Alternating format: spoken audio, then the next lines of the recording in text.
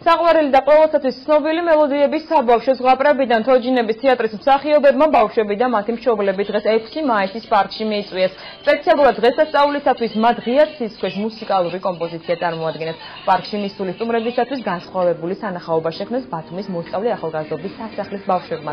ნახატების ხელით ნაკსოვი ხალიჩებითა და აქსესუარების ავტორები ძირითადად 112 წლის ასაკის ბავშვები არიან. განსაკუთრებული ხალხმრავლობა იყო ავია და გემთ მოდელების გამოფენაზე. ბავშვების მიერ დამზადებულ კონსტრუქციებს შორის იყო ის ნიმუშებიც, რომლებმაც ჟიურის მოწონება და პრიზები თბილისსა და უცხოეთში გამართულ პრეზენტაციებზე დაიმსახურეს.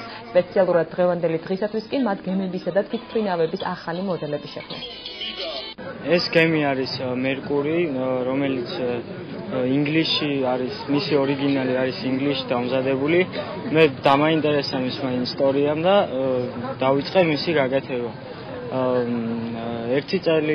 დაახლოებით 1 წელი მოვანდოვე ამის გაკეთებას. საკმაოდ რთული იყო ჩემთვის.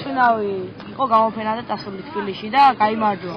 ამის ერთ-ერთი ყველაზე საუკეთესო თვითმფრინავი გამოდგა და ახლა ჩვენ სამოდელო დროში გვყავს ეს თვითმფრინავი.